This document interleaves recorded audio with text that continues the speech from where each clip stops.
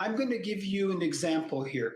You talked about, let's say the currency collapses and the treasury is in financial trouble. The central banks are in financial trouble. The US dollar, people are going, no, I'll take gold off you. I don't want that paper money with whoever's face is on there. And then the government will come along with a solution, right? Because they created the crisis. So they come along with a solution to prepare for their next crisis. And they turn around and they go, you know what? I'm going to tell you something, Jeremy. Those bank robbers are using cash and those drug dealers are using cash. And we're going to put an end to bank robbers.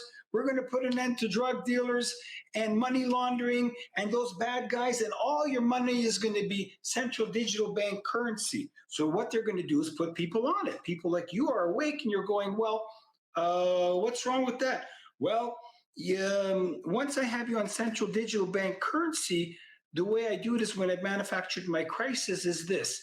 Well, I want people to come along. So the plebeians are easy to bring along. I'll give them UBI $2,000 a month. I'll placate them. They're allowed to vote every 2 to 4 years for their next oppressor. If they'll be so hooked on even more government assistance. If they come up for air, we'll give them another injection in the arm, and bring them back down. $2,200. It's not enough. They'll come down. When I come up and Jason, Jeremy, you come up to them and say, you guys are living under oppression. No, we're not. We're allowed to vote. Of course, you're going to vote for your next oppressor. So I got you on central bank digital currency. And then once I've got you on that, I really heard that you guys went to a protest last weekend. I will think about perhaps freezing your account. You showed up at the wrong protest, not the one I particularly approved of. I will put money to stimulate. For example, I'll say we need to sell more iPhones in America and more pots in America or pans in America. So I'm going to put $200 in your account and you can spend only on these 3 items. You're creating artificial demand, price formation. You know what I'm talking about, demand formation. So that's all the technical stuff. But now let me give you the real ugly stuff. You see, when the Soviet Union and the Bolsheviks formed, they didn't have an intelligence service. It wasn't until 1952 that Stalin really established the KGB and the all their spook agencies, because it was the Tsar's time.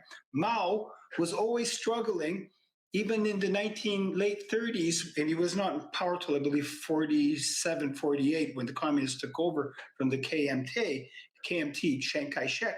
So what he did is both Chairman Mao and Lenin did not have the apparatus. They didn't have the central banks. They did not have Hollywood. They did not have a substantial propaganda network. They did not have, the spook agencies. They did not have a powerful currency. They had none of those things. So they had to build these apparatuses of oppression.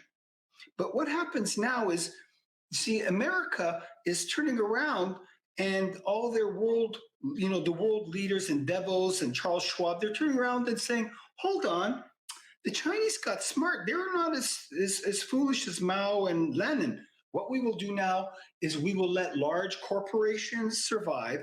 We will inflate away the middle class because they're the social conscience of our society.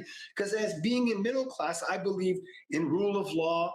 I believed in fair play, all these things. We would all, even if you were very wealthy and I was a pauper, I would get treated the same as you in the courts. I believed in all these things. They're the social conscience. We'll inflate them away. We'll keep the plebeians. We'll allow them to vote.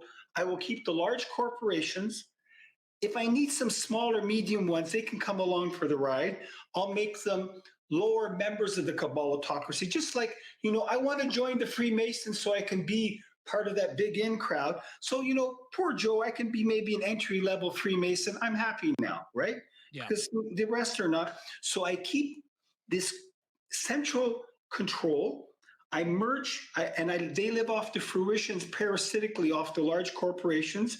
And what they do through other members of the cabal, like the media and so forth, they will sing the same song. You're seeing it already. Yeah. They're not going to squash capitalism. They're going to live off it like parasites. And now you have a sustainable communism. It just needed to be tweaked for sustainable tyranny. and and the fans will be happy. And we can, and if they get bored, we can put up balloons and call the Air Force to shoot them down, and we can have news stories every day, and we can have MMA fights. And instead of reading the practical MBA on economics, we're going to argue in bars about who really was the best Super Bowl team.